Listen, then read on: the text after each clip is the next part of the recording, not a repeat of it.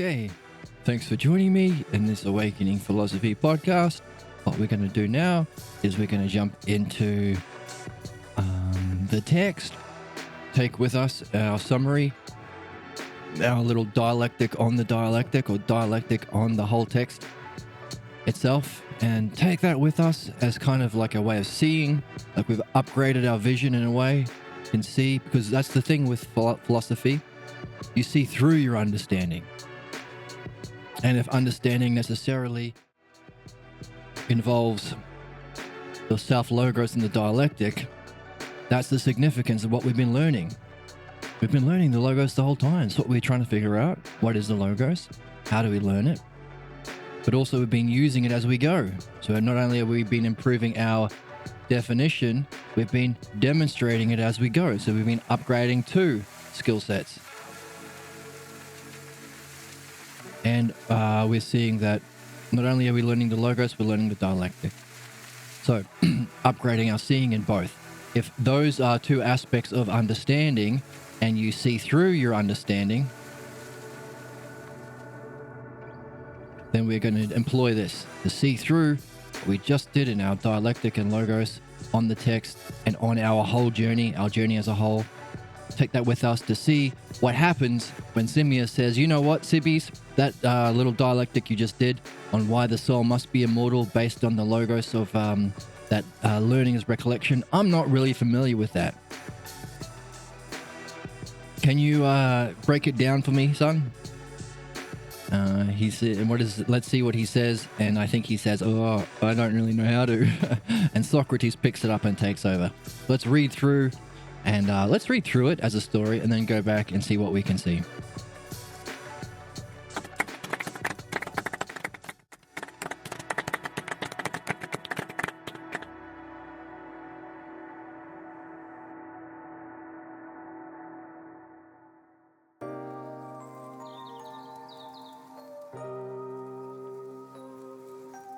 So Cebes gives his thing.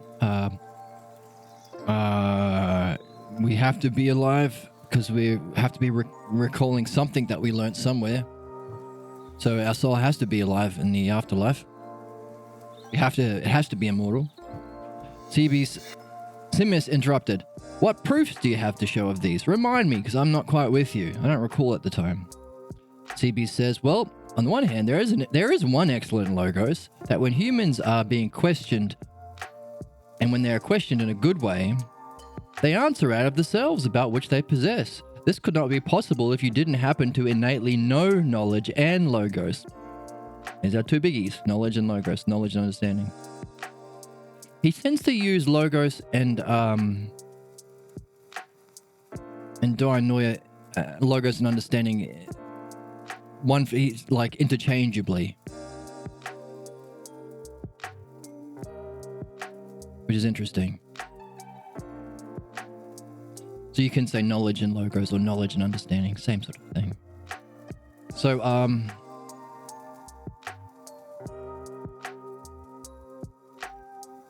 that's interesting because it tells us two things. It tells us, well, first of all, he's not really doing it. He's saying, oh, there is this thing you can do.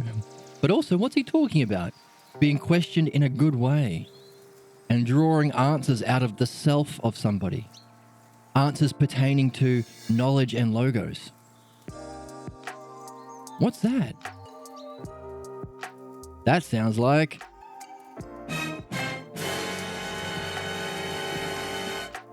the dialectic. Right? Asking questions about what pertains to either nous, knowledge, or the logos.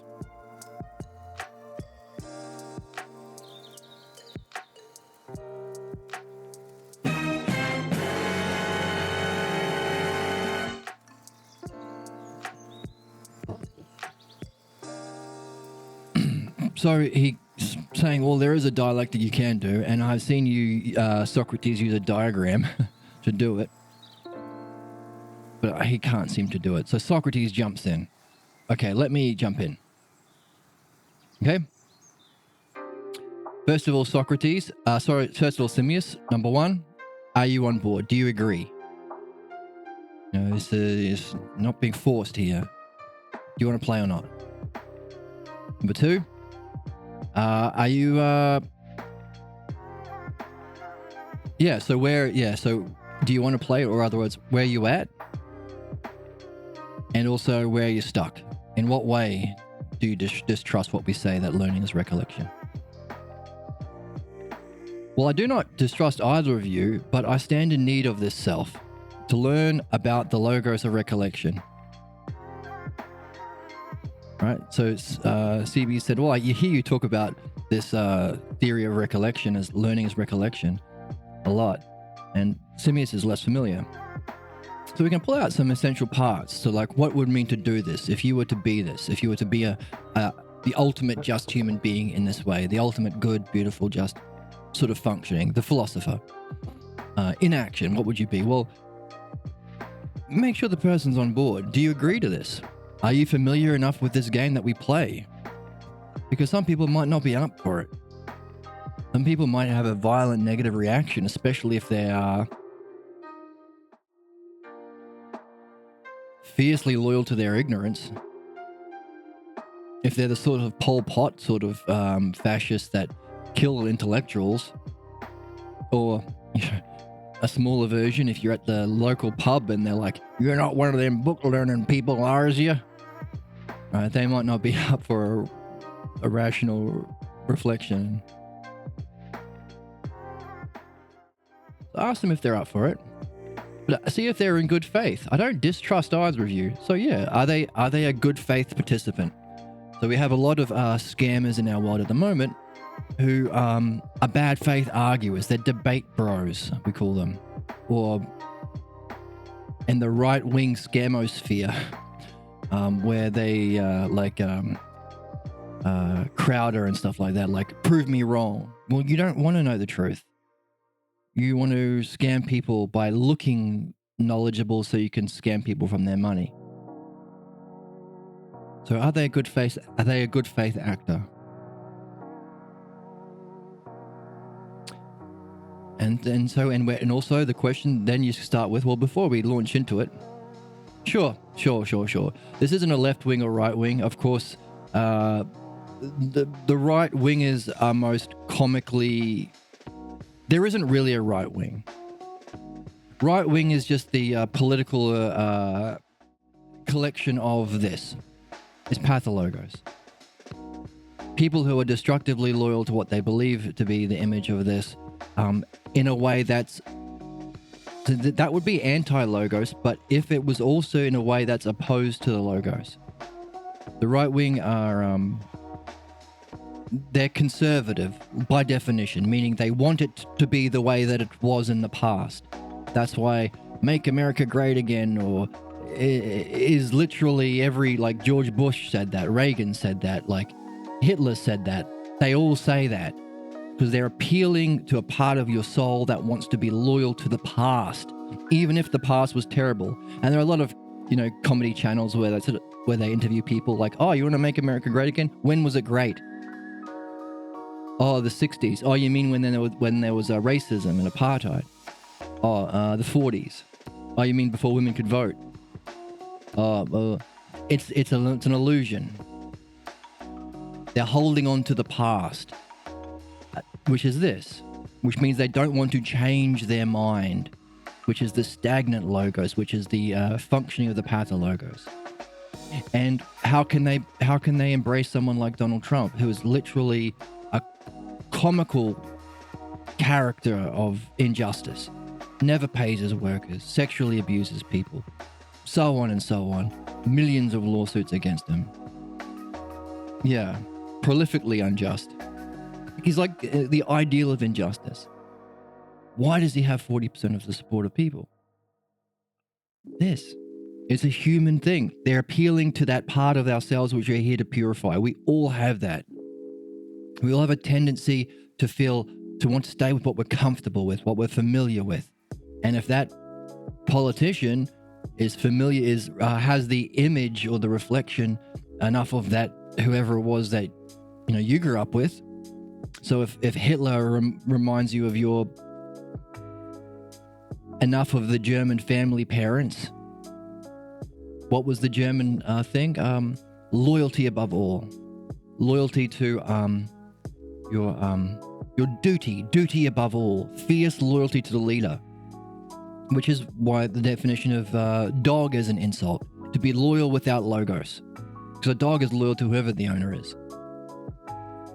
That's always been a question. I thought dogs were amazing. Well, they are. But as an insult, it means to be loyal without logos.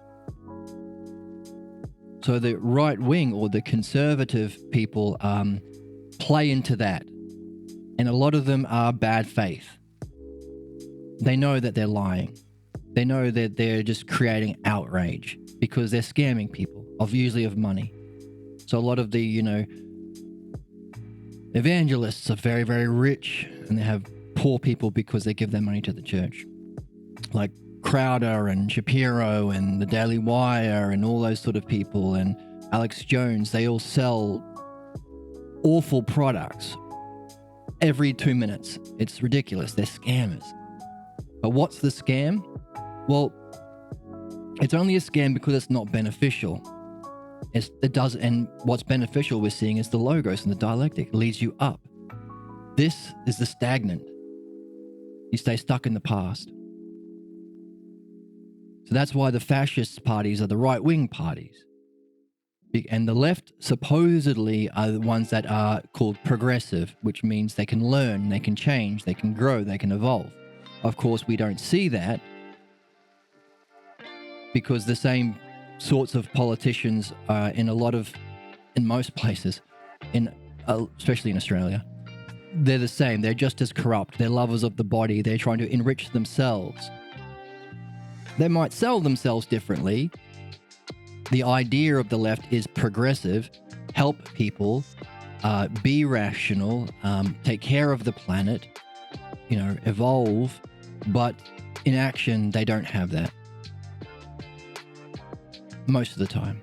Some people, like I guess Bernie Sanders and AOC and the American political drama, but very few and far between, unfortunately. Why? Because, well, why not? If everything is the body, then as Socrates is saying, it only manifests as kind of two things, lover of riches or lover of honor.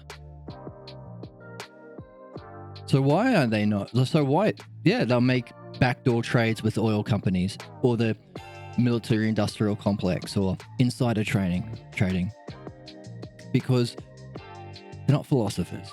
They have yet to figure out the logos and the dialectic which can address this. So that's another problem that people have with the left is that they don't deal with the right very well. They don't recognize their bad faith actors. They don't address the fact that they don't care about their own hypocrisy. If there's no dialectic, then who cares about hypocrisy? Hypocrisy is needed to change your mind. If your beliefs were wrong, shown by the hypocrisies that follow in the division stage of what, if this idea is, this is what follows, here's a hypocrisy, here's a contradiction, or here's what's ugly, bad, or unjust, then that's useful because it's supposed to change your mind. That belief or that hypothesis is wrong. Change it. It could probably be the opposite. But they don't. Because they recognize their base have that belief, and that's the nature of groupthink. People who are unified by a shared belief. Which means who cares about contradiction? Who cares? Yeah, you're doing insider trading while sending some people to jail for insider trading. Yeah, it's hypocrisy. Who cares? Hypocrisy, that's why we need the dialectic. Okay, why? Because hypocrisy is the very thing that makes you rational. Seeing the value of hypocrisy is what makes you rational. If you don't care about hypocrisy and contradictions, you are irrational by nature, and you will end up acting in the worst ways for your soul and for humanity, both in this life and the next. Why? Because it's that very contradiction that follows in the division stage that allows you to conclude about the belief and either change your mind about it, or if the contradictions follow, if your hypothesis isn't, my hypothesis is we need philosophy in schools from day one. Now, if we don't have it, this is what follows. There's this terrible hypocrisy that follows. Therefore, we need to change Therefore, that's if we don't have it. Therefore, it shows that we should have it. But they don't change their mind. That's what it means to be conservative. Not changing your mind. Therefore, who cares if Trump is a hypocrite? Or if the Nazi parties are hypocrites after knowing what happened in the 40s and 30s. If the Jewish people are being hypocritical by enacting a genocide, who cares? We are bound by a belief that will never change. Judaism, fascism, the German pathologos, whatever the MAGA people are bound by, that certain way of being, racist, chauvinistic, sexist, misogynistic. That's a belief that binds you, therefore it can't change. Otherwise you wouldn't have the group. This is why the next stage in our evolution can be represented on that dialectic. Why? If you apply the dialectic to different kinds of thinking, you have the Parmenides. We've already looked at the first, the one self. But we also recognize, okay, the second hypothesis is what if the one is? Definition. And how does the one function? Demonstration. And so on. There's a level of development that you can recognize if you apply the dialectic to ideas of one, which is the most simplest idea, the most primary and the highest. Then you can apply it also to levels of development, not just for individuals, but for societies. There's a certain level of development where they don't access the logos, and therefore they're bound by group belief.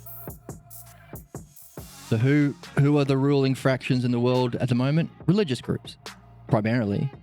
The big three, Christians and Muslims and Jews. They're they seem to be the ruling forces in the planet right now. Equally so, non-religious groups like the MAGA, the Nazis, conservatives, right-wingers, a shared group belief and way of being that cannot change. Why? What allows for change? The logos. That group level of belief is one step before the logos. Now we're going to see that ourselves when we get back into the Parmenides, but the next stage in our human evolution is to discover the logos, which is nothing other than discovering philosophy, which also involves discovering the dialectic. This is our next stage. This is why we're asleep. We're asleep up until here. Why? Because the group, that strong, fierce illusion, loyalty to group beliefs is the cause of our problems. It's the pathologos. It's what comes from our evolutionary background and what we have to purify ourselves from. But how do we purify ourselves? The logos. Once we are purified, what can we do? Perfect ourselves through the higher levels. Logos is just step one. You're here because you see the value in the logos, more than being fiercely loyal to the anti-philosophers, to the people who say, now you with your thinking, screw you. Just believe, have faith, have hope, faith, belief, all the anti-intellectual stuff. Gang up on people who try to ask questions. Tell them to shut up and feel like a big man when you do it. That's the one level below. That's the group thinking. But it's just the start. It's rational, and we can solve 90% of problems is just simply becoming rational, developing the logos. But then there's a progression. We can solve all problems and also perfect ourselves in our evolution. Get better, reach our destiny. So that's why I use right wing, because it's a mythology in real time of the pathologos. Literally, by definition, conservatism, to be bound by old false beliefs of the past that is a stagnation, prevents the progression or progressive.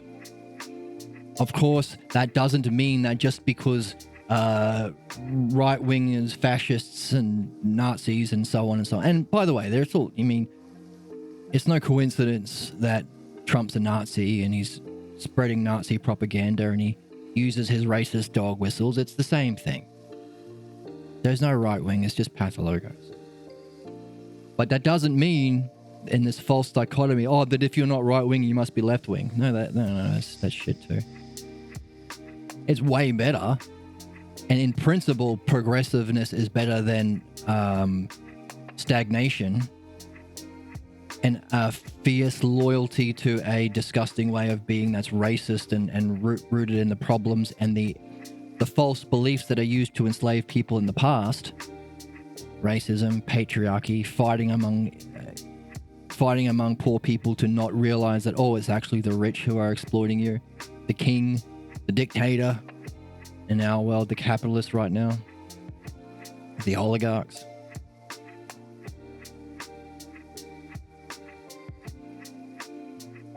So while the right wing is essentially that, doesn't mean the left wing is angels.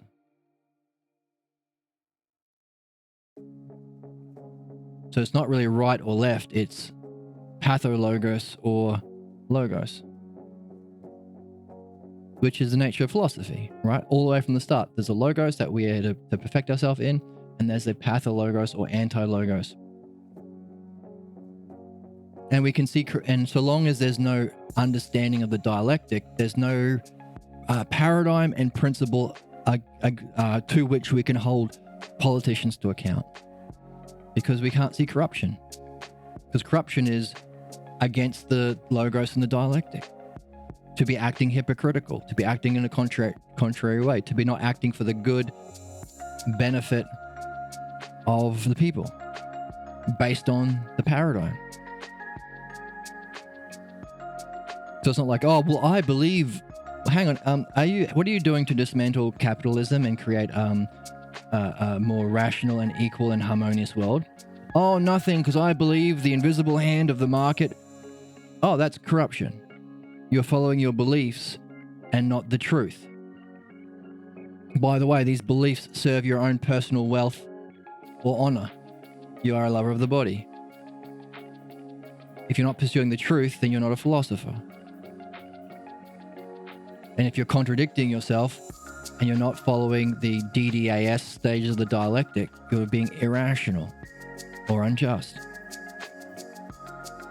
So it's also the next stage of our evolution. So when you hear me say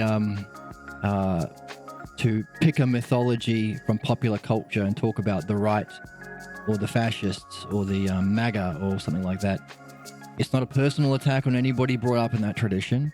And it's not also saying that the left are the best.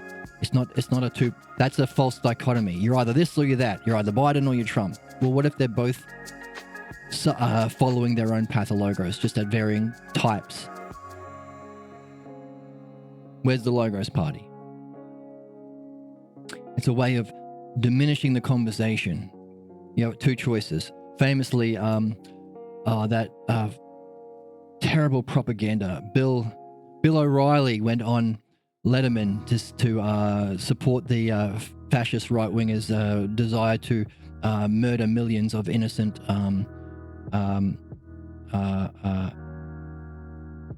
Iraq people.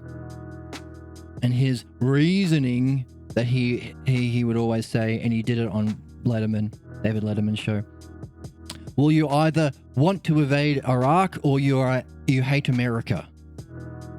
It's a way of taking the dialectic, which is DDAS, and replacing it with a false dichotomy.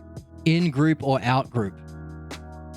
In group, you believe in what I believe. Everything else is the enemy, which is one of the ways of thinking. Bill O'Reilly was like, if you take Tucker Carlson and Alex Jones and you smush them together, if they had a baby, and the baby, the nanny was Tim Pool, and he fell in love with Ben Shapiro and had a baby, that baby would be this is Bill O'Reilly. So it's in group and out group. You're either in or you're bad. And by the way, everything bad is the out group, the radical left, right? Everything good is the in group. which is stupid thinking, but there is a rationality to it because everyone in my cave is good, says caveman 100,000 years ago. Everything outside the cave is bad and scary. So follow the leader of the tribe in the cave. Everything is bad, scary, evil. And that becomes the mythology of we are the chosen people in our religion and the whole world is run by the devil, which is a way of thinking. So if we look at all the different ways of thinking, nihilism is at the bottom, of course. One of the early levels is the world is a battleground between the forces of good and evil. And the earth is where it plays out.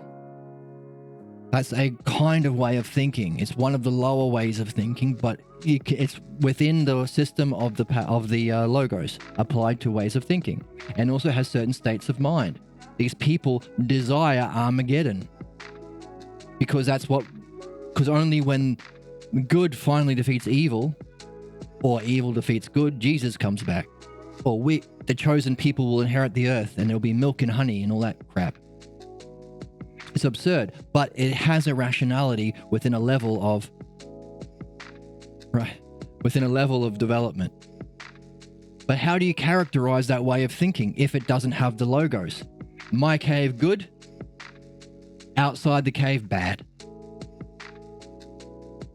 But what if I can show you that your leader of your cave, Donald Trump, is unjust and irrational and harmful and racist?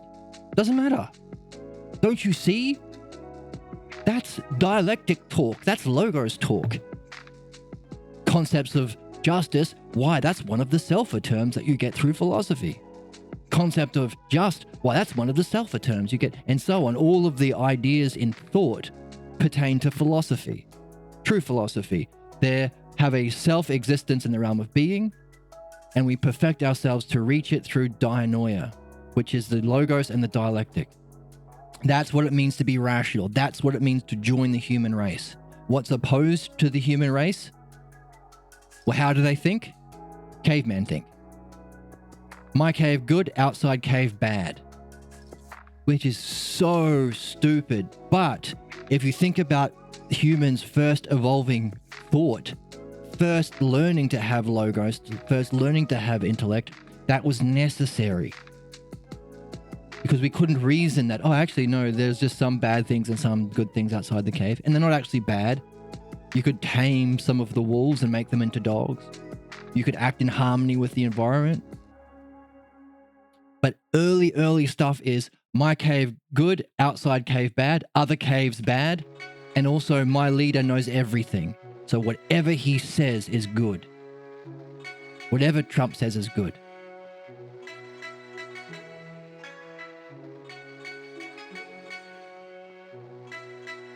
That's early caveman thought. That's the origin of the pathologos. Whether or not early cavemen had philosophers would mean somebody had to have been different. Maybe early in those days there was someone different who recognized, oh, actually, hang on a second. If I blindly follow this dictator of the cave, sure, it kept our family from being eaten by saber-toothed tigers, but I now can reason more. And everything the dictator says is to sacrifice the self-logos, my self-mind, and my self-goals. That's against the self. That's tyranny. Maybe. Who knows? The earliest philosophers I think we know about is Xenophanes, Parmenides, Socrates. At least we have in recorded history. We have the text from. Anyway, so if somebody thinks my group good, other groups bad, that's caveman talk. That's the way of thinking to make sense of what is good, true, and just, and how we should live, how we should be, all of the same. By the way, this isn't anti-philosophy. This is the shadow of philosophy. Because they're still seeking the good. They still want what's beautiful, only their idea of beautiful is Trump. Their idea of what's good is to oppress, is to invade and kill other people. Their idea of justice is might makes right. So they still seek those things, only it's the image from the leader of the pack in the cave. And it's against truth. It's against logos. It's against dialectic. It's against evolution. but it had a survival benefit early on. That's what conservatism is. So there's no right-wing party. It's either Pathologos party or Pathologos light. Or the dialectic. Now, don't tell a Trumper that, because they don't understand the dialectic. So they'll take it personally. Why? They're trained to. Everyone who's not in the cave is bad. Kill them, shoot them. The immigrants, the poor. I mean, even if you're poor, you're told to hate the poor anyway, because the rich are the leaders. Women, if you're a man. So that's just a little explanation using the logos and the dialectic to understand the nature of our society at large. It's the same thing. All of this is happening within ourselves too, in our souls too. We have counterattacks. We have objections from what is familiar. Hey, if I grew up and my dad told me I was useless every day of my life, when someone comes along and says I'm useless, I will believe them. Who do we believe? People who are wise. If some little kid said, oh, you're an alien, you wouldn't believe them because we don't think they're wise. We don't think they're good. We don't think what they're saying is true. But if someone who sounds like the leader of my cave said that, which is negging, this whole bullshit way of relating to women where you insult them, but you hope that the way that you insult them will be close enough to the way that they were insulted growing up that they'll think that you're good. Which is so disgusting and caustic and cancerous, but that's the principle of it.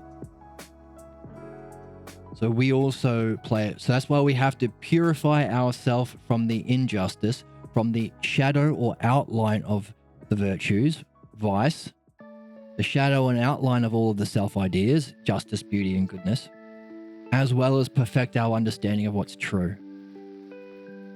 That's the game. So it's not personal.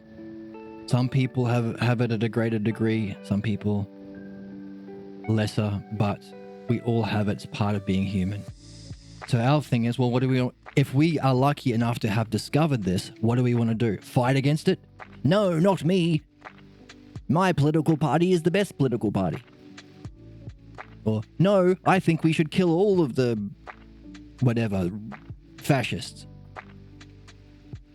Or, if we come across the dialectic and the logos, do we want to use it to improve ourselves and share it with humanity so everyone can be benefited? In other words, do we want to apply it to ourselves, demonstrate it ourselves, and divide it, share it with others?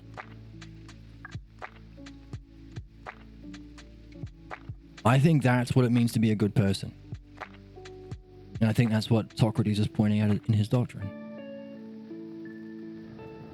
So, a bit of a tangent to explain why I'm not left-wing, just because I point out that right-wing is notorious and comically representing the grift, playing into our pathologos, our vice, to enrich themselves financially or give themselves honor, which is what Socrates is saying here.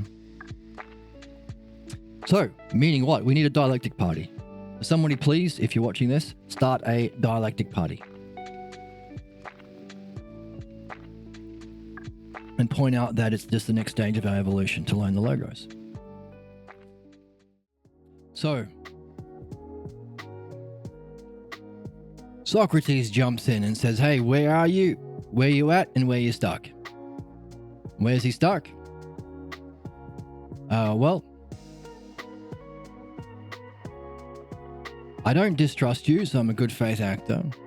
But I need to learn this self, that is, the logos about recollection. And from that which Cebes attempts to describe, I'm already remembering, and I'm nearly persuaded. Nevertheless, I would like to hear what you are saying to describe it. Socrates says, well, okay, good. So, I'm in good faith, but I don't know this, and I'd like you to explain it. Socrates said, without a doubt we agree that if anyone recollects anything, that you must have already known it for some time beforehand. Okay, first idea. So this is where we're starting from, our jumping off point. If recollecting than known beforehand. Yes, known beforehand.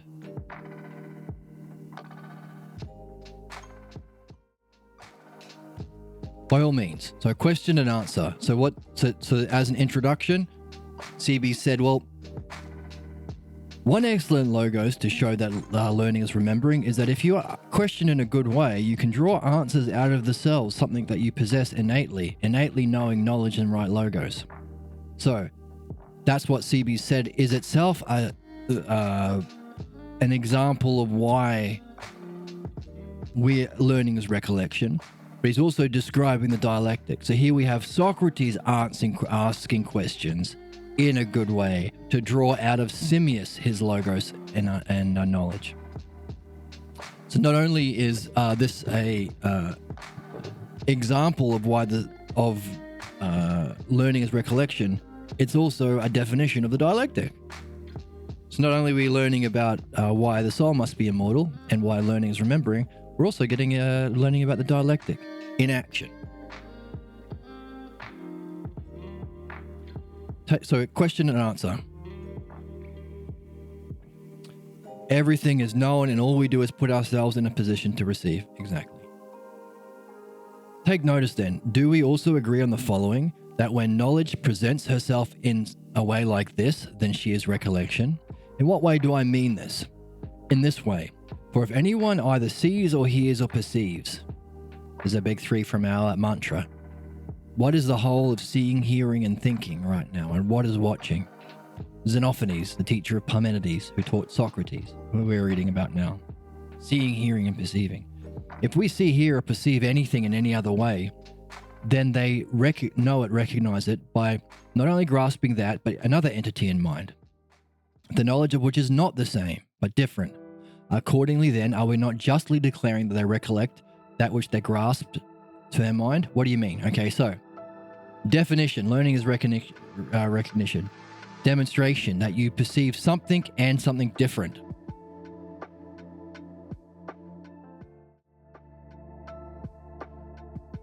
The next thing. So maybe demonstration, maybe? Demonstration? Question mark? That seeing, hearing, and perceiving, hearing, perceiving,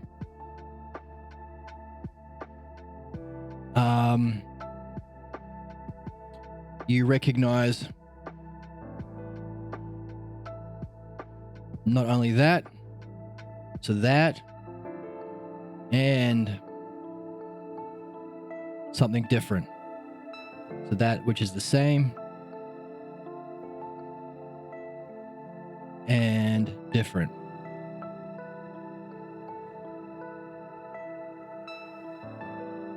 Accordingly then, so that's a conclusion, we are justly declaring that they recollect that which they grasped that presented herself into their mind.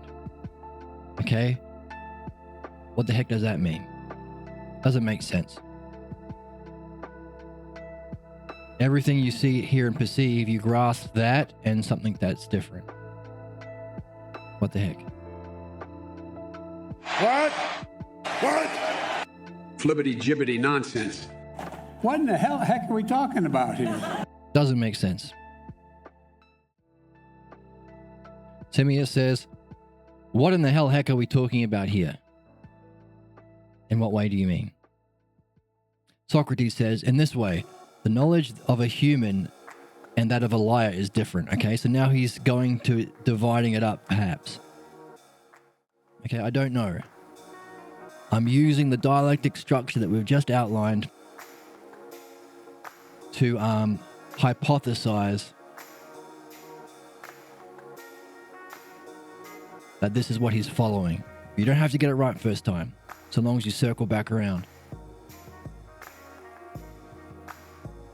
So, human and liar. Human and liar, different. Question mark? How could it not be so? No, is it not the case then? See, this is what frustrates me. We need to learn ancient Greek because there's one word. We have to give 1, 2, 3, 4, 5 words. Eukaon. Is it not the case then? Okay. Also, we have to translate it into the positive. All these knots require us to say it is, like, do the work. Okay, so must be the case then that, as you know that this happens to lovers, when they see a lyre or a garment or anything else where their beloved is accustomed to use, they first recognize the lyre, then the idea of the child, their beloved, by grasping in their understanding, dianoia, which was caused by the lyre. This then is recollection. Just as someone upon seeing Simmias also remembers Cebes, and certainly in other countless occurrences. So, lyre is a kind of lute, I believe. This thing here, I think. Maybe it's like a harp or I'm not quite sure. I think it's this thing on the image, but I don't quite know. It's some sort of musical instrument.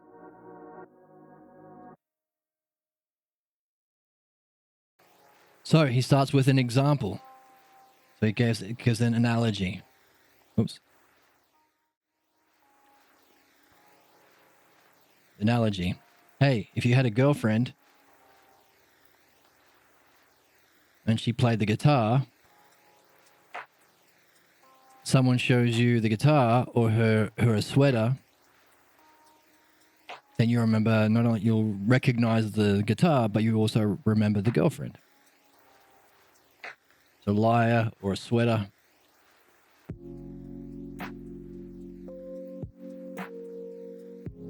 And beloved.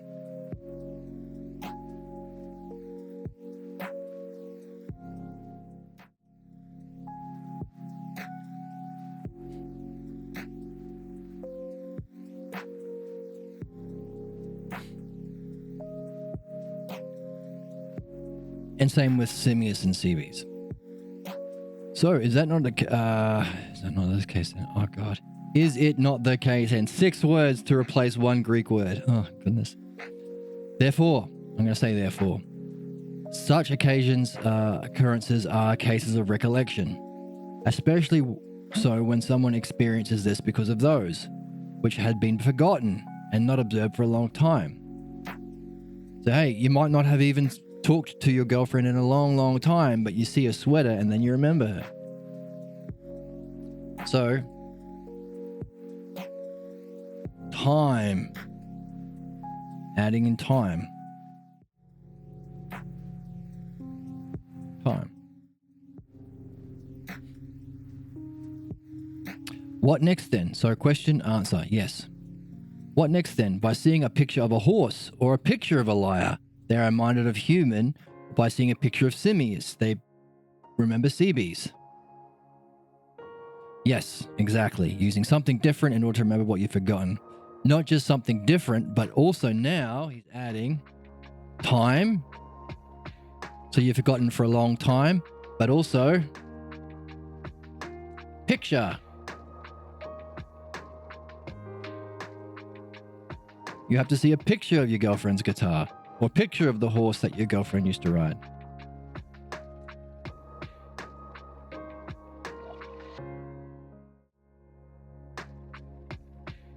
Exactly, like an object that is associated with the moment. Which is, by the way, the idea of theurgy.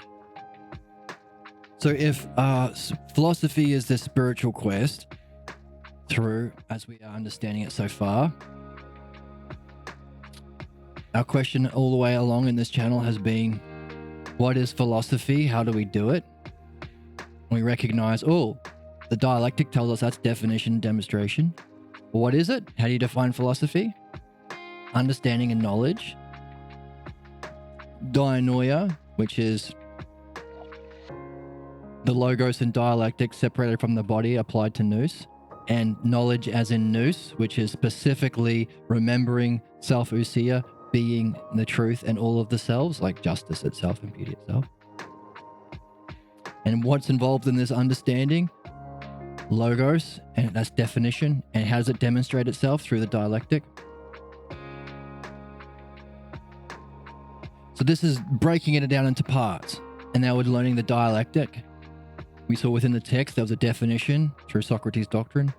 Then there was a demonstration where he gave 4 arguments. But then seemingly says, like, I need more. So that's where we're at now. We're at a division stage within the mythology of the text that is itself defining or showing us the dialectic. So this is the manyness. You're breaking it down. So it's a spiritual. So if we understand nous as the ideal or honorific knowledge, so we call it self-nous or self-knowledge. If we recognize that as the enlightenment experience, then we are seeing it's the spiritual method through division, through difference. You're dividing it up into all these different ideas. So philosophy is the archetype or the method of spirituality through division. Now you can say, well, okay, well, if that's difference, what's sameness? Because he's saying, hey, look,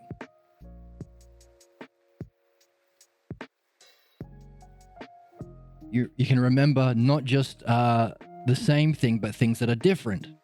You remember your girlfriend from her sweater or her guitar through time. Even a picture of the guitar is enough. So these are all different things. But if philosophy is the spiritual method through difference, what's the opposite? What's the same? What's the thing itself? Recognize that which is same and different. The word for that is theurgy. So it's not through understanding, it's not through the dialectic. Dialectic in understanding is dividing it up into its parts, into all the different elements. That's philosophy. Theurgy is sameness. So it doesn't have a logos, it doesn't have a reasoning. It's being same as it. So the way that theurgy is practiced is, well, if you want to experience that enlightenment state and you are used to mythologizing it as Zeus, dress up as Zeus. Have a little area of your house that has all the Zeus objects that are associated with the moment. To have like Zeus's, I don't know, beard on the wall or something, or his lightning bolt. Dress like him, wear the sandals. That's the what temples are for. So as you go into a temple, you see all these objects. Different rooms have different objects to remind you of the thing itself. So it's not irrational, it's just lacking rationality. It's the sameness. That's theurgy. So yeah, so by Odin's beard, yeah. So that's just an interesting aside. If philosophy is the spiritual method and the human quest through the understanding needed for our perfection and purification into enlightenment, you can also do something which is lacking the logos, but might help you have the experience called theurgy. Dress like Socrates. Have images that remind you of Socrates. Yeah, to be as close as possible to it. Hey, why not do both? Why not dress like Socrates or have a little place in your room for meditation that have all these objects that remind you of the thing itself? Just a little bit of an aside there. Theurgy as the partner of philosophy. You can't really say much about it, which is interesting. I remember asking someone about it. Can you say more about theurgy? I can't really. Saying about it is philosophy. It's not philosophy, it's just sameness. So, interesting.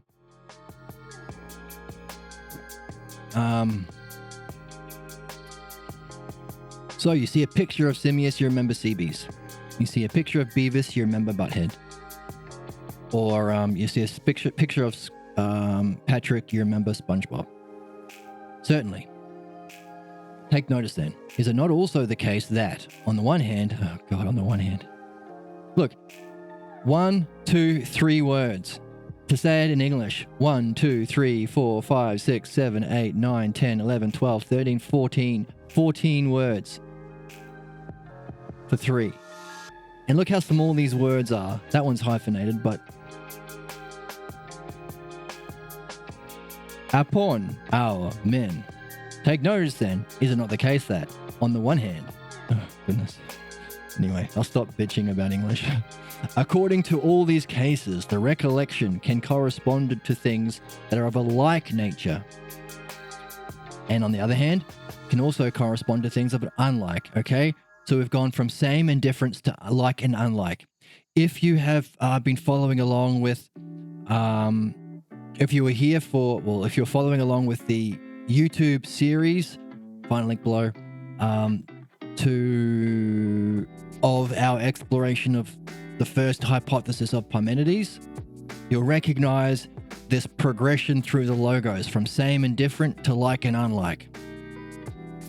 So in the Parmenides, Socrates, like right here, Simmias is saying, hey, I don't want to hear Cebes give a demonstration of this dialectic. I want you, Socrates.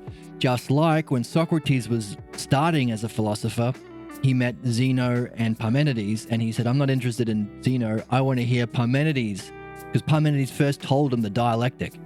He said, look, if you want to be a philosopher and get out of your confusion and this attachment to the physical world, you have to, first of all, not care about the opinions of human beings. That's Parmenides. Zeno jumps in and says, because the many are ignorant that without this discursive procession through the beings, without the dialectic, it's impossible for your intellect to hold on to the truth. You have to do the dialectic. You have to permit the ideas of real beings to be. Keep in mind the objections. Define each of the ideas. That's how you turn your understanding, your dianoia. And then recognize that each of the ideas of beings are of the self. That's the dialectic. So,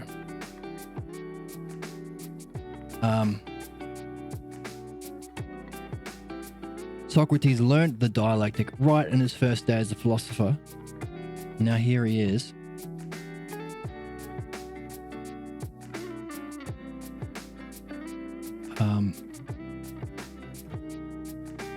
Right, Simmias asked Socrates to give the dialectic, just as Socrates asked Parmenides to. And then when Socrates asked Parmenides to give a dialectic, he said, can you do it of the self? Which is amazing. And we always play this sound. Because he said, hey, the dialectic is how you behold all of the beings.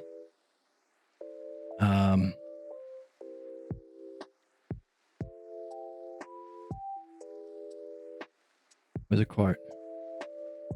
Right. And anyway, so instead of the idea cells in being that have ousia woven into them, that we grasp through the activity of the logos that we now recognize as the dialectic.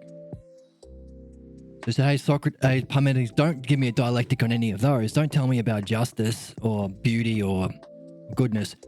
Go for the ultimate. Give me one on the self. And so then Parmenides said, okay, we have to play. He agreed finally. I'll begin from myself and my hypothesis of myself by hypothesizing about my oneself, that oneself, whether one is and whether one is not. So his first hypothesis is his. If you think the one is, there are 4 categories. If you think that there is no such thing as one that exists, and of course exists means being, the higher dimension, immortal, eternal. You have these ways of being. That's why Parmenides is the greatest book never read. Because any way of thinking is going to be on one of those 9 levels.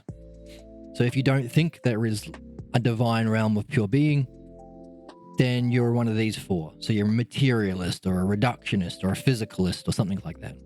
Or even a nihilist. But if you do think there is something, you're one of these groups. If you don't think you can access it, you're probably going to be in a religious group. That's the group thinking. That's what's our current age.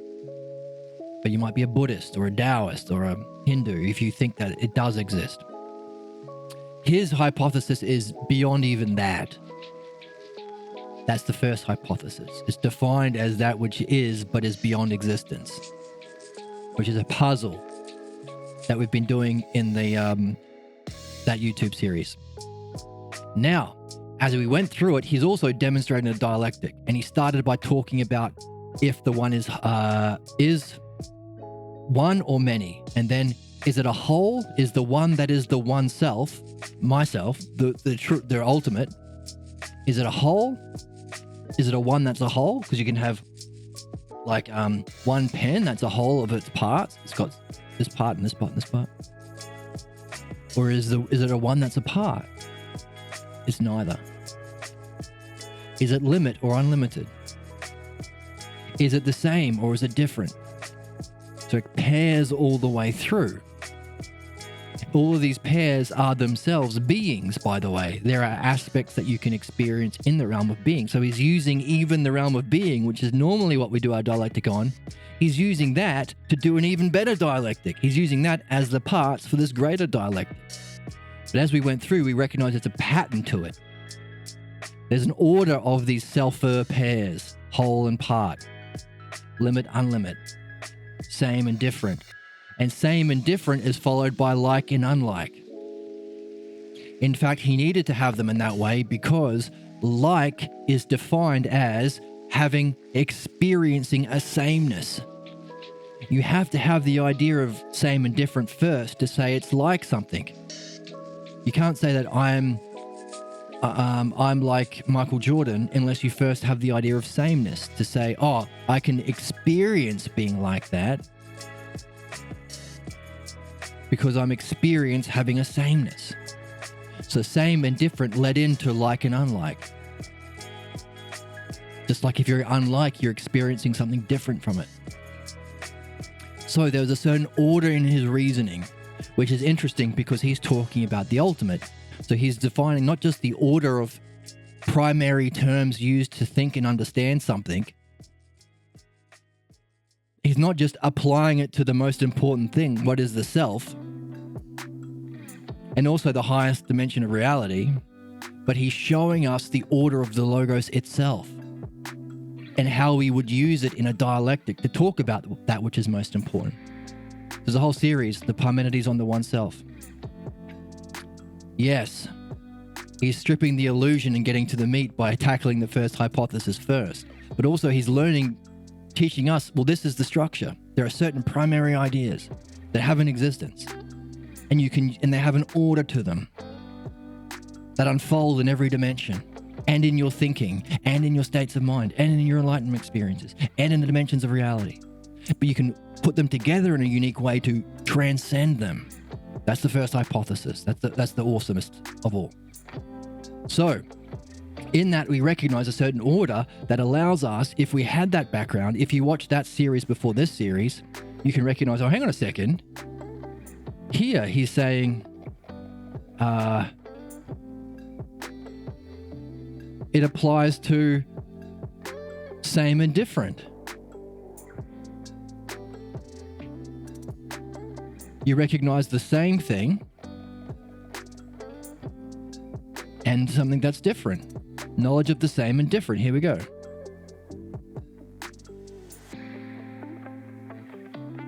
Interesting.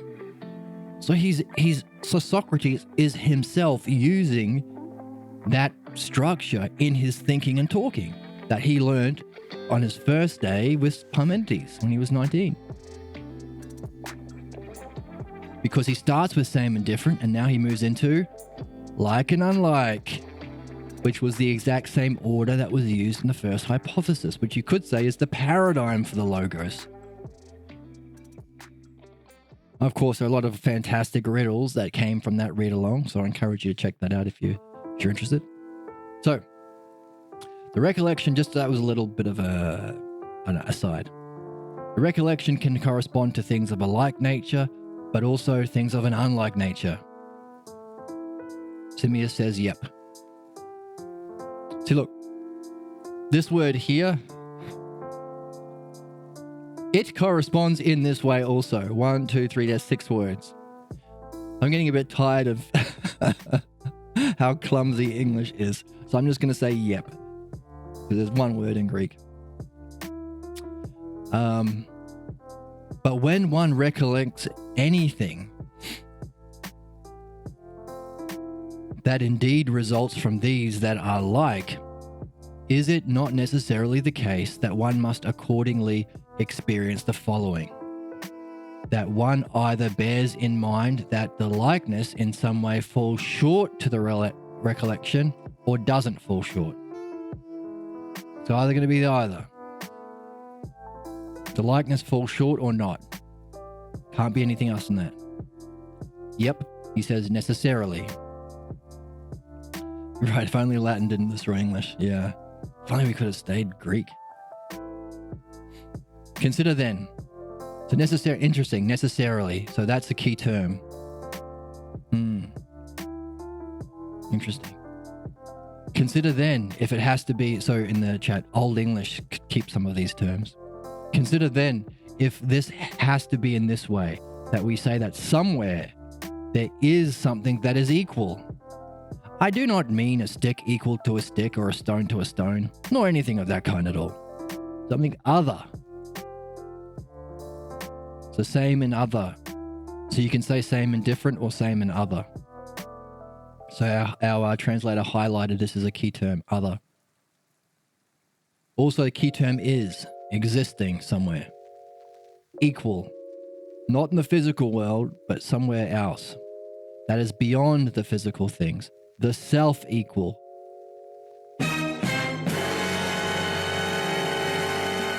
So we recognize the word self referring to honorific, which means the realm of being, the realm of existing, not physical. So there's something called self-equal. Shall we say that this something exists or not?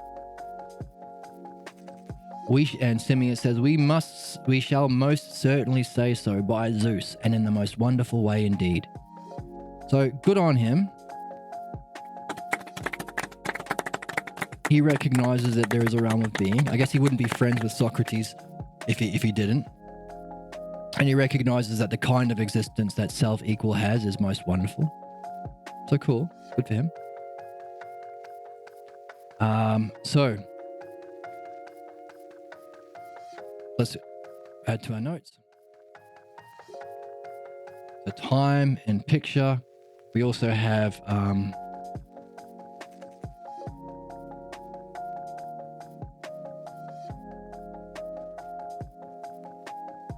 like and unlike,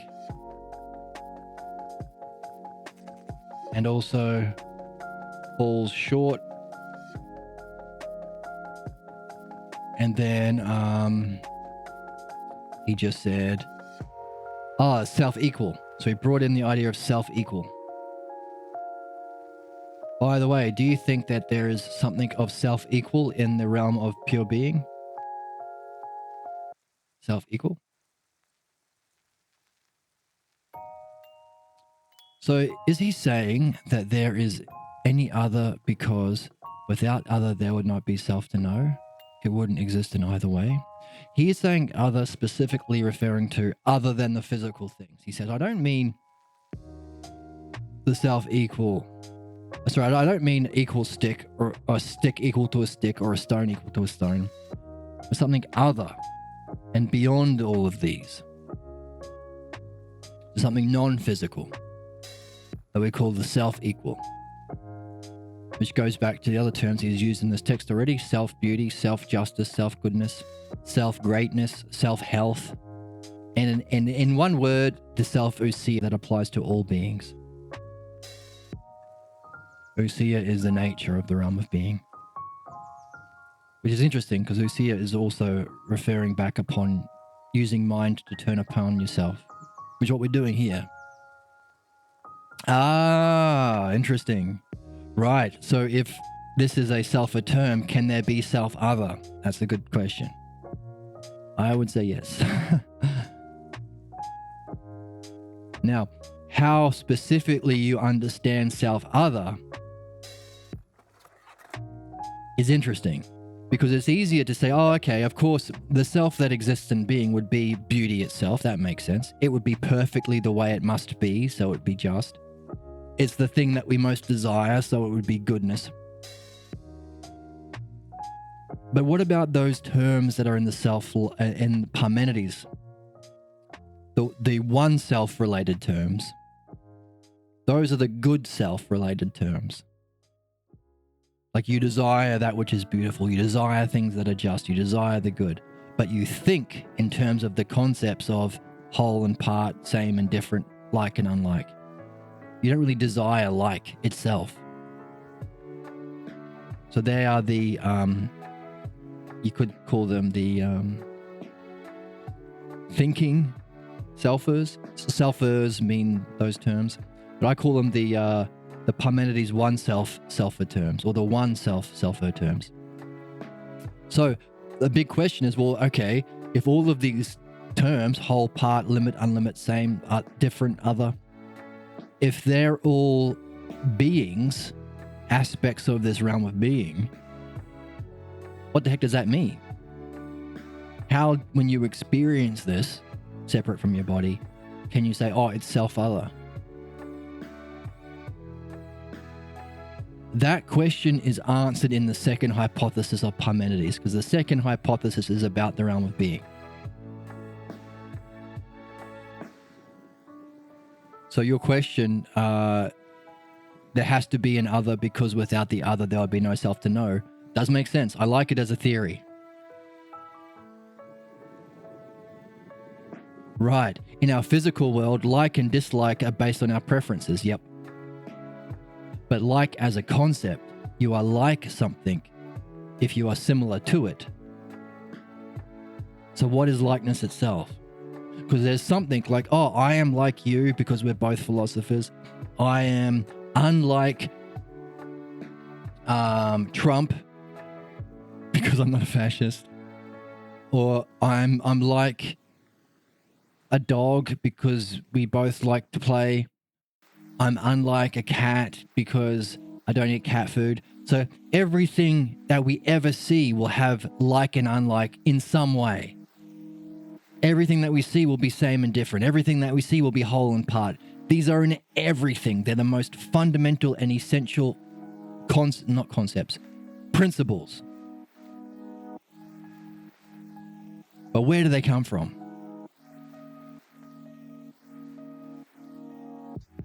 So like as a perspective, that's desire. You desire things that are good. So again, I like things that I think are good, like in the desire sense, not in the similar sense. But then what is goodness itself? Everything that I want to do is good. Everything I want to eat good food. So the question in philosophy is, where do we get these ideas from? Because we use them all the time in everything. Philosophy says, yeah, that's because we are a shadow of being. They had to primarily exist in this realm of being. Not only that, it's understandable. Therefore, we have philosophy, the logos and the dialectic. Not only that, it's knowable. Balloons. In fact, this understanding is your way of preparing yourself to know them. So understanding and knowing. The things that distinguish it from our sense. In science, you don't have understanding. You have scientific belief. You have theories. You have a kind of logic, but you don't have it applied to being. So it's not dianoia. And you never directly experience the theories that you get in science, so it's lacking nous. So dianoia and nous, the two essential elements that make philosophy. So our question is, well, okay, if Parmenides and Socrates are saying that you can experience directly sameness, or experience directly otherness, or likeness and unlikeness, how do you experience likeness or unlikeness itself? Good question. That's the second hypothesis of Parmenides. So, in our first hypothesis, we got kind of the archetype of the dialectic applied to the ultimate, the oneself. And then we started in the second hypothesis and we realized this is getting tricky. So let's now jump into the Phaedo to learn more about how we can tackle this big question about how can you experience likeness or otherness itself. Second hypothesis. Because the Phaedo, he's relating to Simmias and Cebes, like lower level philosophers. Parmenides is giving you the ultimate.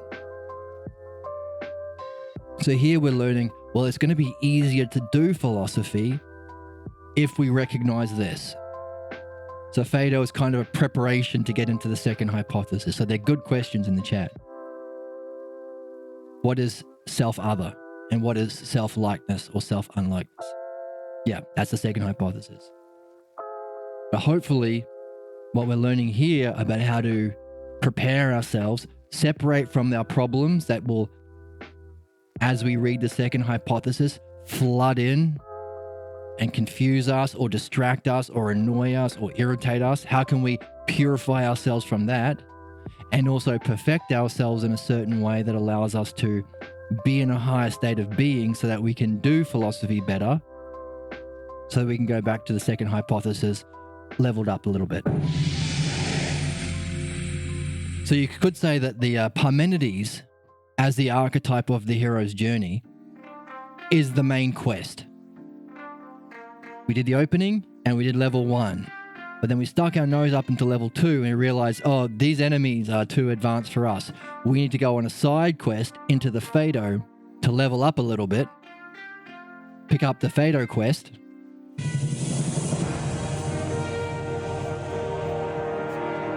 level up our own state of being, our own selves, become more like Socrates, become more perfected and purified, so that we can go back into the second, more able to face level 2. But good questions, keep them.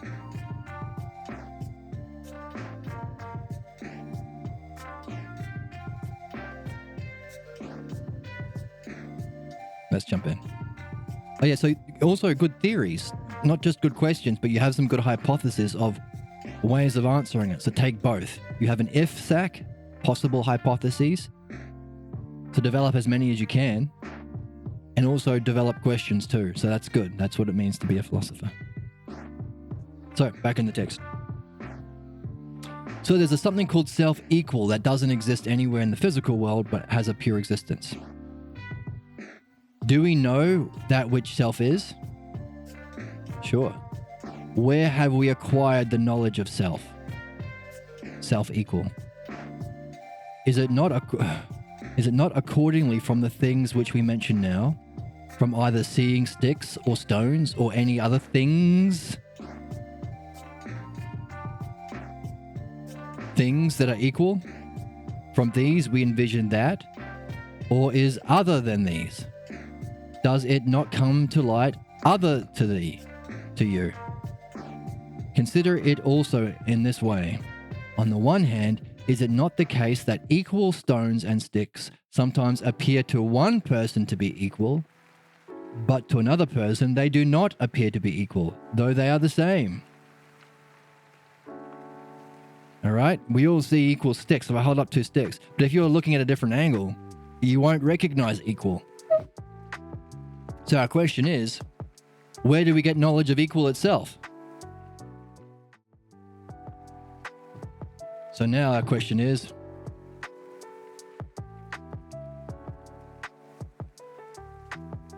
where did we get knowledge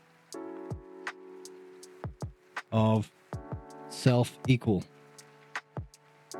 that we apply to sticks and stones and things?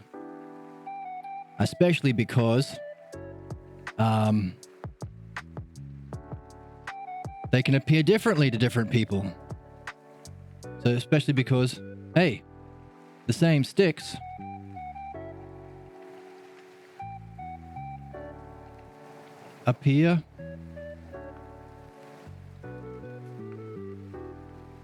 don't appear equal.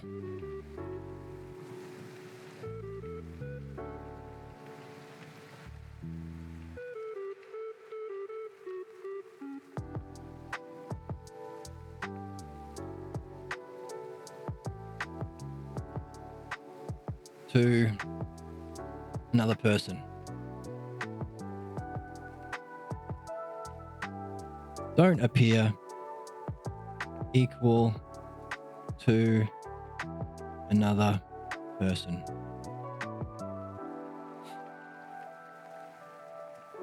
Thanks for joining in the chat. Thanks for the questions.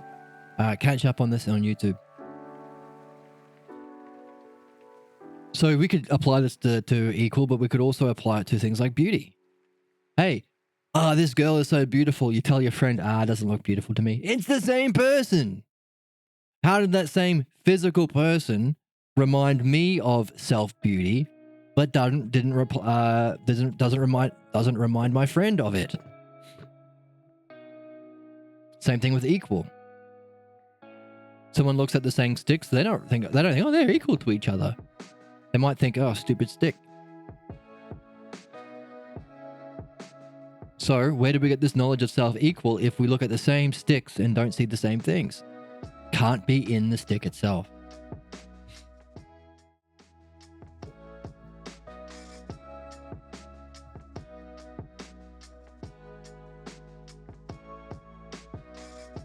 What about, have equal sticks ever appeared unequal to you? Or has equality never appeared unequal? Never. So when you see it as equal, you don't also see it as unequal. Doesn't make sense. Accordingly then, these equal things and the self-equal are not the same.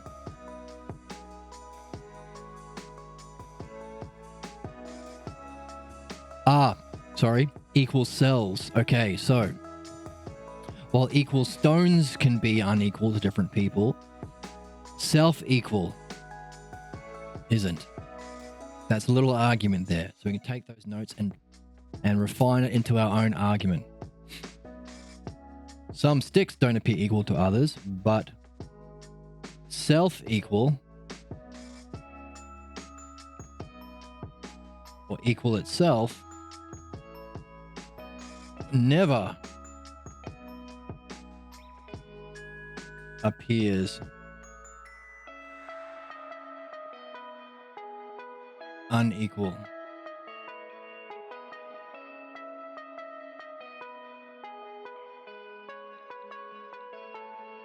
Therefore,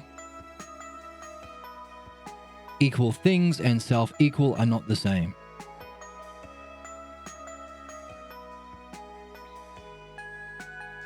Equal things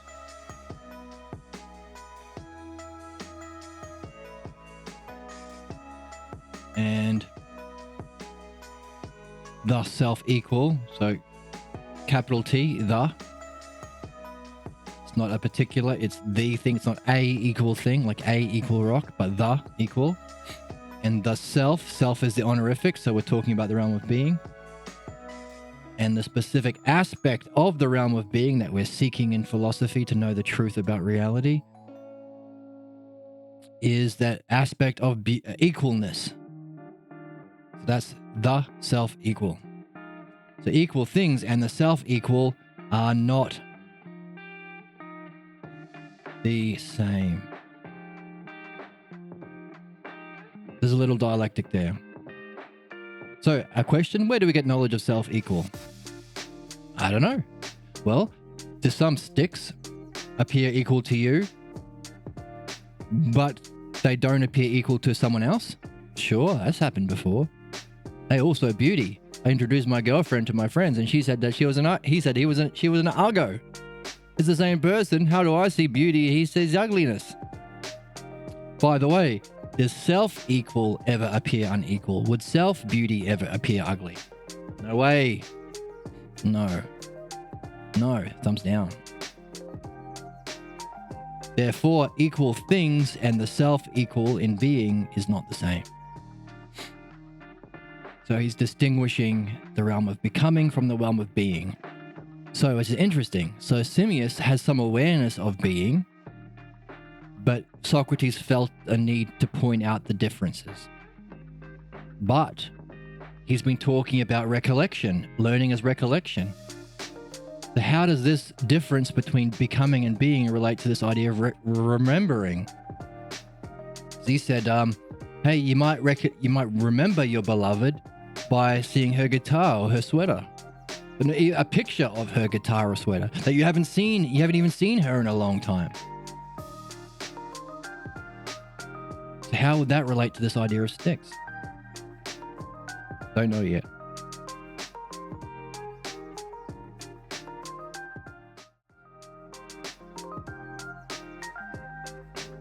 So they're not the same, but it is definitely out of these. Here we go. This might help us answer our question. It is definitely out of these equal things, although they are different, not the same, from that equal, that you have nevertheless conceived and grasped the knowledge of self. There's our answer. That's why he's talking about sticks. He's saying,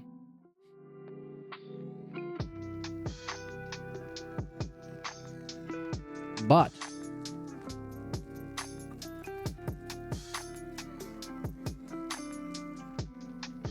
it is, but it is out of these equal things, although different from that equal things,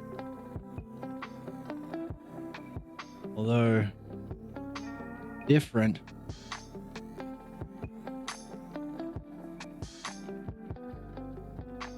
from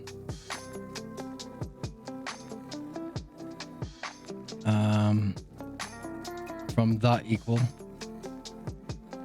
from the self equal,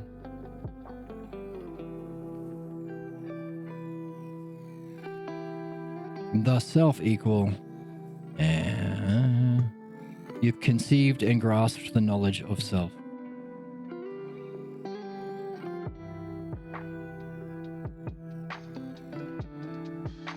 You have conceived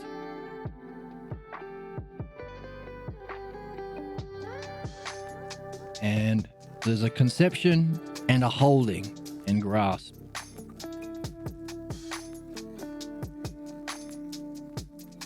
Now, the word knowledge here is not the word knowledge that we say with nous. So the knowledge of self. There's our argument. But, well, knowledge is nous. But you don't have nous when you're seeing a physical stick. So let's nail down what this word is here. Acquaintance with a matter, skill or an understanding in archery, skillfully, professional skill, generally a knowledge, full knowledge in all things, kinds of knowledge, a scientific knowledge. I think episteme is generally regarded as episteme, different from nous. Again, another problem with having the English and not the Greek.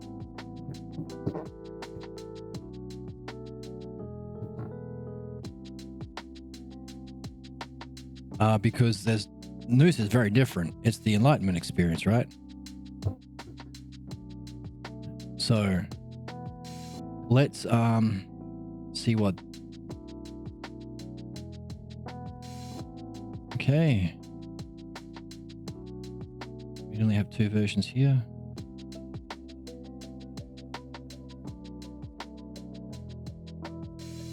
Yeah, general knowledge, scientific knowledge, science, Phaedo, etc. All right. So we need a new word for this. It's a kind of knowledge. So maybe it's right. Actually, this I think is a fantastic text to outline the difference between episteme and nous. He's already talked about nous and noesis as in the text. specifically earlier here. Whoops.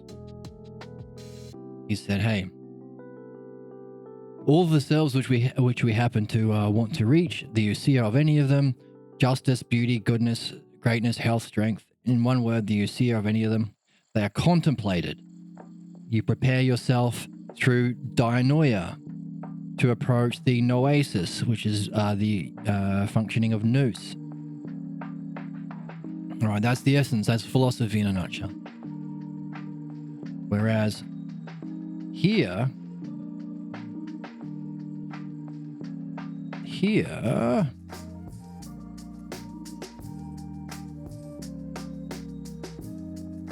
is talking about something that you're not directly experiencing the ousia of the beings, tripping out.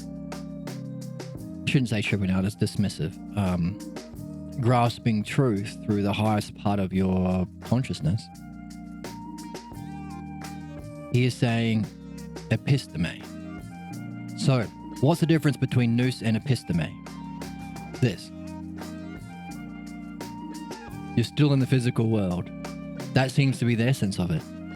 It's still knowledge, and our translator still wants to use the word knowledge. But we're looking through our physical senses. He just gave us a doctrine of how philosophy is specifically the separation from our physical senses. Because in that section we just looked at a second ago, he specifically said you cannot perceive those things through self-ousia through your physical senses. You need the self-ousia sense that you become most like through dianoia.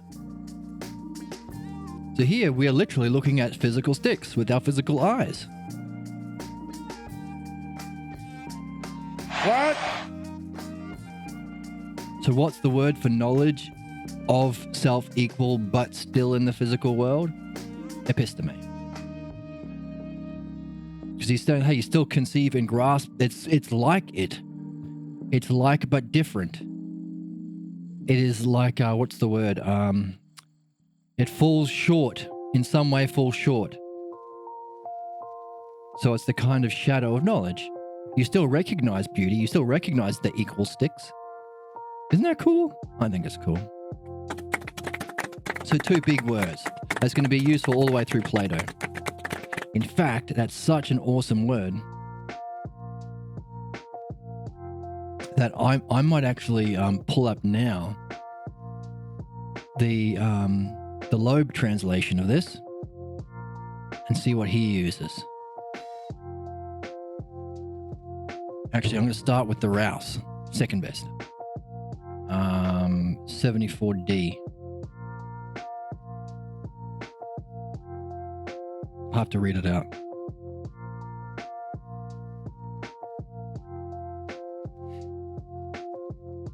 So, the Rouse translation.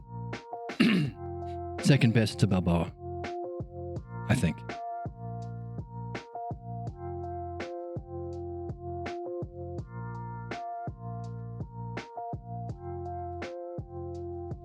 Where did you get the knowledge of it? Was it not from such examples that we just gave just now, by seeing equal sticks or stones and so forth? From these we conceived that which is something different from them. Look at it this way. Do not the same stones or sticks appear equal to one person and unequal to another? Certainly. Well, did the really equals? Okay, he instead of saying self-equal, he says really equals, which is boo. Okay, he says, did the really equals ever seem unequal to you? I mean, did equality ever seem to be inequality? All right, he did okay. He said he's not saying the word self, which is important, but he's saying equality. So he made it a noun. Equal sticks an adjective to a noun, which is essentially what we're doing in philosophy, going from adjectives to substances, adjectives to nouns. What is beauty? Not a beautiful dude or a beautiful woman. Beauty itself. What's the noun? Has equality ever seemed to be inequality? Never. Never, Socrates. then those equal things are not the same as equal itself. Oh, he used the word itself instead of self. Cool. I mean, curious. Right. It's the lower version of the word self. Okay. Not at all. Yet from equals being distinct from that equal, you nevertheless conceived and received knowledge of that equal. Right. So he uses the word knowledge as well. Okay. Of course, he doesn't have the Balboa direct intuitive knowledge, referring to nous or noesis. Let's, just for fun, pull up the same section, which was, when did we derive knowledge of it? Is it from the things we're speaking of? Equal pieces of woods or stones or other things, derive from them a knowledge of abstract equality? Interesting. So, this is a good demonstration of why I think this is the third best. Why the Loeb, or I think this is the Jowett, translated by Fowler, introduction by Lamb. Oh, Fowler, okay. So yeah, Fowler is often the Loeb. Loeb is a collection of books. Why I think it's the third down. Because it said really equal and equality itself instead of self-equal in the Rouse, this guy. But here in the Fowler, he uses the word abstract, which is freaking terrible. It's like the opposite. We're not looking for an abstraction. We are going from the abstractions that we perceive in the physical world with our physical senses to the real thing. We're moving to reality. In fact, seeing it as an abstraction is literally the way that materialists and Stoics and Aristotelianists and modernists try to dismiss philosophy. Dismiss this as the mystic tradition. Oh, he's looking for an abstract thing. No, it's the real thing. We're after the real thing.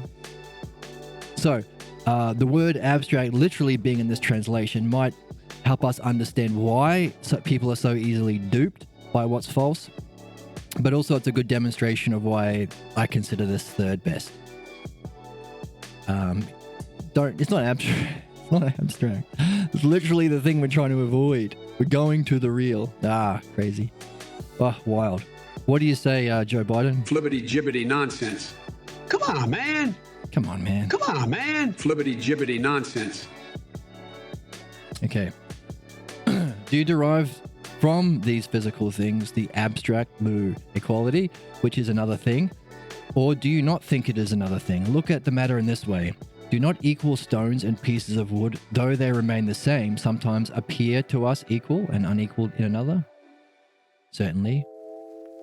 Well then, did the absolute... Oh, he's gone from abstract to absolute. All right, step up, I suppose. It's the same in the Greek, of course. Did absolute equals ever appear to you unequal? Funny stuff. Oops. Or equality unequal? No, Socrates, never. Then, said he, those equals are not the same as equality in the abstract. Well, abstract again? Didn't you just say absolute? Come on, where are you at? Where's your head at, man? Oh, crazy. Crazy. Philosophical humor. Ha ha ha ha ha. Those equals are not the same as equality in the abstract, okay. Not at all, Socrates. But from those equals, which are not the same as abstract equality, you nevertheless conceived and acquired knowledge of it. Okay, this is why one of the reasons why Balboa is so great. Conceived and grasped, here he says conceived and acquired. Does it make a difference? What do you think? I'm not sure. Again, the word knowledge. Okay, so all three translations use the word knowledge, but because of the work we just did, we can distinguish that the word knowledge is in fact not noesis or nous, because we're still in our physical senses. And because of Socrates' doctrine, which we've been nailing down so well, we can understand the theory of why it's the case. Understanding why is following the logos. Good for us.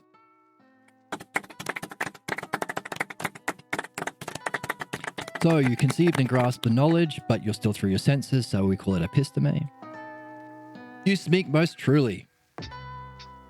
Is it not the case that either by being like them or unlike them?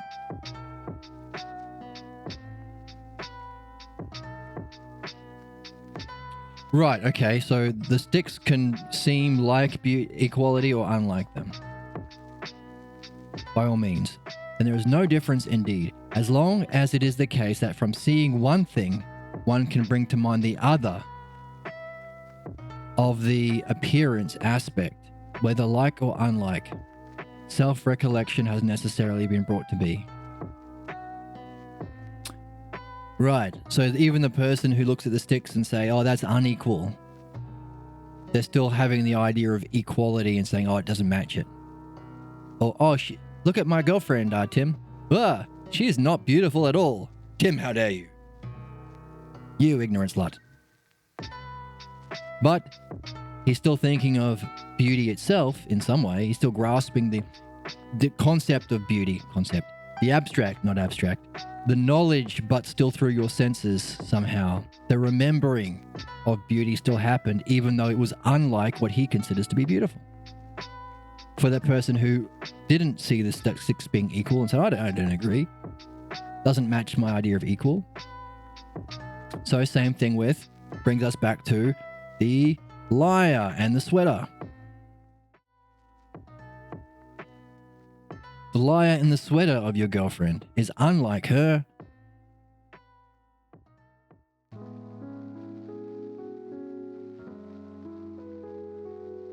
But it can still bring up the memory. The conception and the grasping of it through knowledge, but through the senses.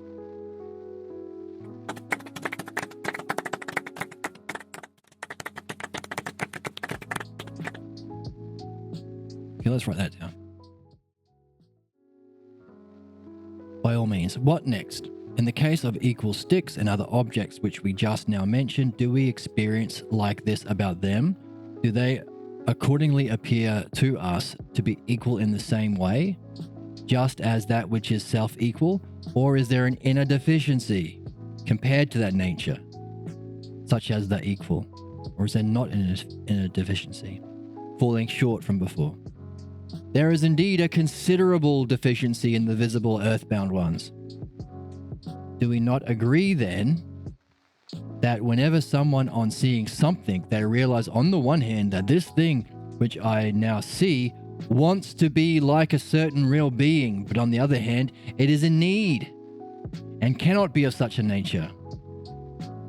This goes back to our introduction before, the idea that this philosophy is the only game in town. Everything you do is because you think it's good and it's going to benefit you. But therefore everything you do wants to be the certain being of goodness. Wants to have the actual benefit, benefiting our soul in the way that philosophy does, that we're here to do as human beings. So, sticks want to be a certain real being. We want to be a certain real being. Everything that we see as beautiful draws us to beauty itself, so long as we awaken our use of logos and dialectic. We want to be like the self-equal. We want to be the same as ourselves, the self. We don't want to be different from reality. The Alan Watts quote, sad, lonely, and afraid in a world I never made.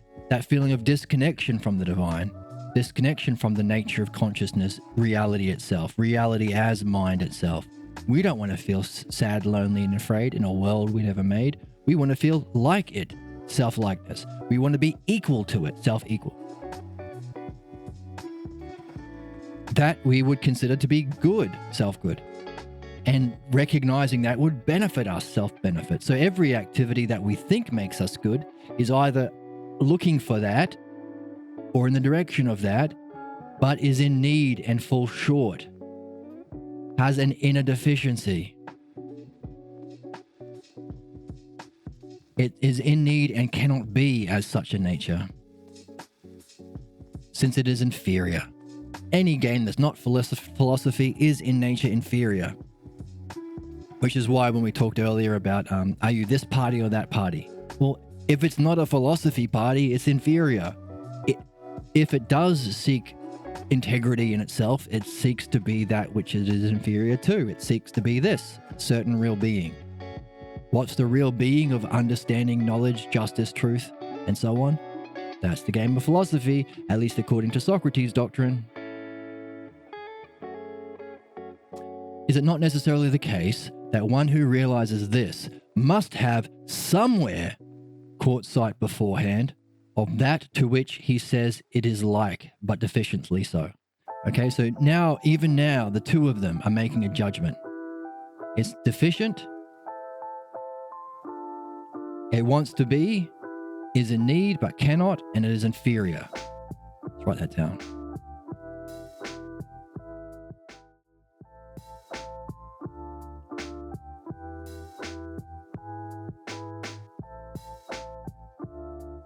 The physical is deficient, has an inner deficiency.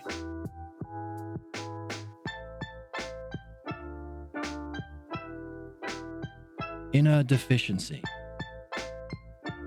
So this is not saying it's deficient because it's not trying hard enough. It has an inner deficiency by nature of it being physical.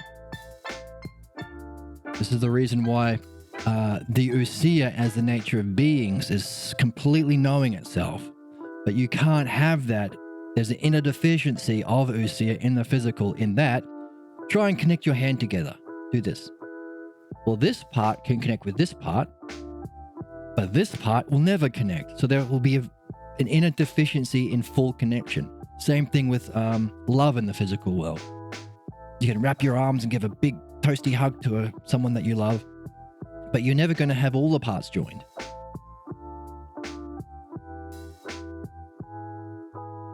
If somehow the desire to be with your beloved is a kind of union or to be self-equal or self-like with that person, there's an inner deficiency by nature of it being a physical connection that ousia doesn't suffer from.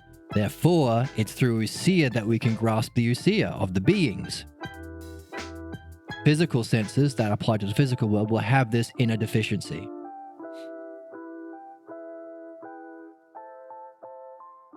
Okay, but we also have some other ideas that Socrates brought in, which is very fascinating and curious. Puzzles. It wants to be. So this brings in the idea of consciousness, will, of purpose, of desire. Like our real being. Certain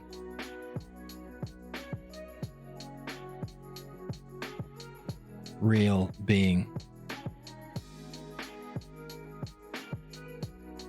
It is in need. But is in need. And cannot be.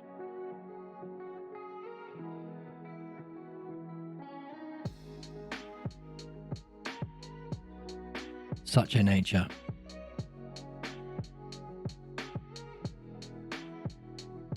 Curious? So we talked about all the exercises and activities and hobbies that we engage in being like this, but he's also saying not only that, sticks too are seeking to be a certain real being, but have an inner deficiency and are therefore in need and cannot be that nature, since it's inferior. Since it is inferior.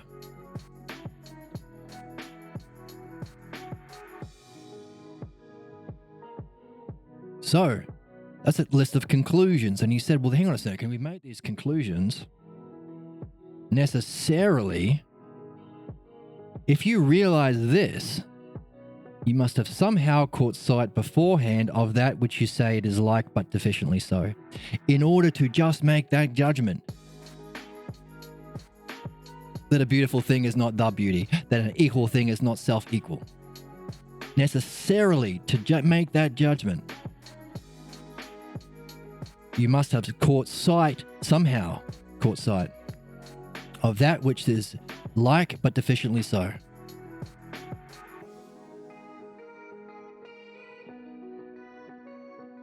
There's a conclusion. So we can have enough for a new little dialectic here that we can make our own. Therefore, to realize this, you must the idea of necessity, which is what we use as our ability to conclude and change our mind and grow and learn. So, in other words, we're not saying the soul is immortal because it feels like it's immortal. We're not saying the soul is immortal because we just grew up in that mythology, or your dad says so, or your priest said so, or your teacher said so. There must be a necessity. That's being rational. And that takes courage to follow, literally courage, the virtue of following what the Logos says is true, even though it feels otherwise. That's what we practice with courage.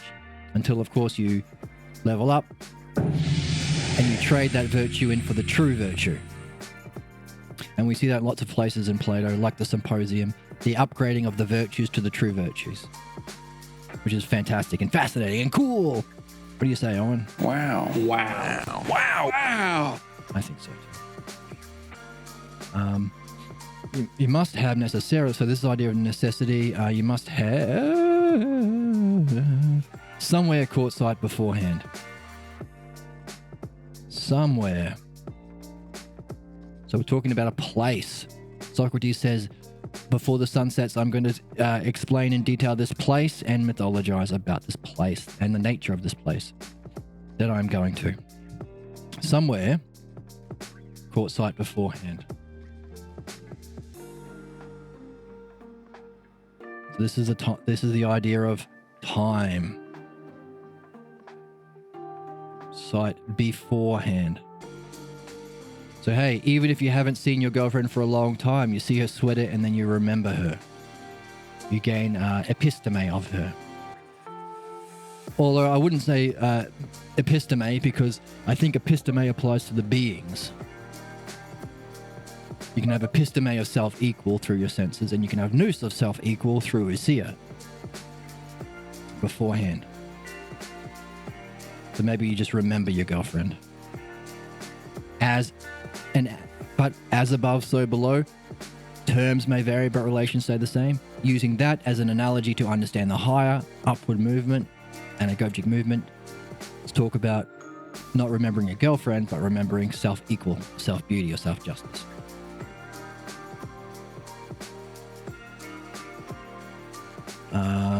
That which you say self is like,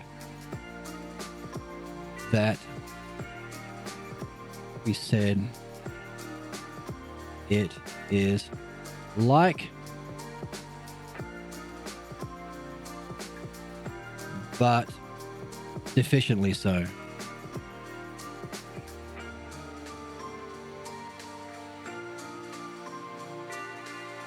Deficiently so. Whoops.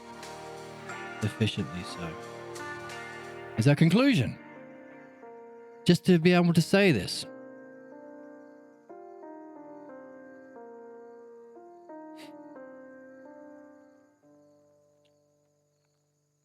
Where do we get knowledge of self-equal? Don't know.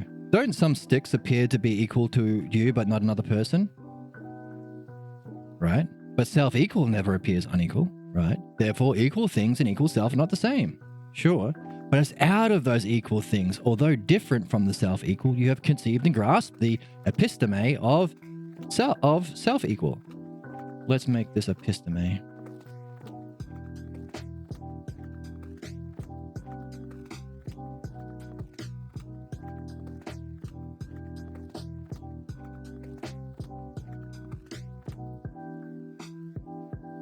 Of self-equal. Whether the sticks were like or unlike it, because they were not the same. So therefore, the physical world has an inner deficiency. But also, says Socrates, they want to be like a certain real being. There's a purpose for them. There's a desire. There's a meaning in them. Holy crap.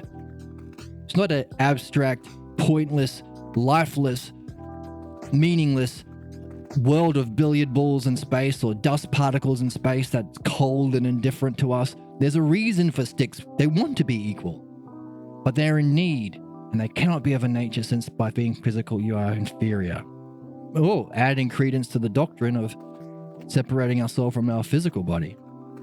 But to just realize this, you must have somewhere caught sight beforehand.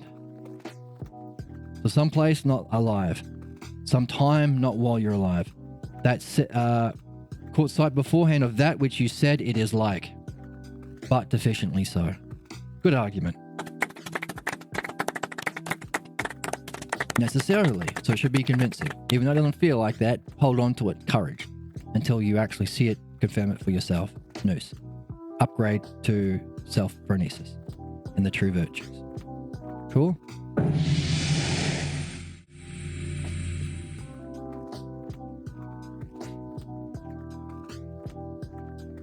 What next?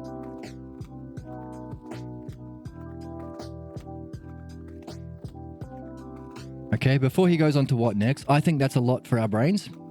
Minds, not brains. Brains. Hey, brains want to be minds, but brains are have an inner deficiency because they are physical. Oh, well. Minds are what brains reach out to be and want to be. So, we filled our minds, although filling is physical, so that's the wrong terminology. See, we're perfecting our self-logos. We can't use physical metaphors to talk about the non-physical. Filling it like a filling a jug. No, that's a physical metaphor. You will always fall short. There will always be an inner deficiency. Yeah, thumbs down. So, which is what we talked about earlier in the read along, in the series, the idea of sharing as opposed to taking apart, participate. Not participating in the logos, we're sharing the logos together. It's not a zero-sum game. You're not hoarding resources for yourself. Oh, I want to take a part of these resources so I can participate. No, you're sharing. Hey, which can address a lot of anxieties. I'm a burden. I'm taking a part. I'm being selfish. People don't want to talk to me because I'm diminishing the resources for everyone. There'll be less to go around. No. You're sharing. You're sharing. And it's not, philosophy is a two-person game, so you're helping others to share too. Everyone is lifted. So long as you're engaging in the logos and dialectic as best you can, yourself is a benefit. Always. You're sharing. And you're helping others to share. And if you can both wonder about how you can both share in the logos that isn't physical, wow, then you're at a really nice space. And I encourage you to have those conversations with everyone you meet and let me know how it goes. Share your experiences, your understanding, your insight with each other, because we're all in this together. This is the true game, the true human quest. Thank you for joining me. Thank you for sharing. And I hope to see you next time.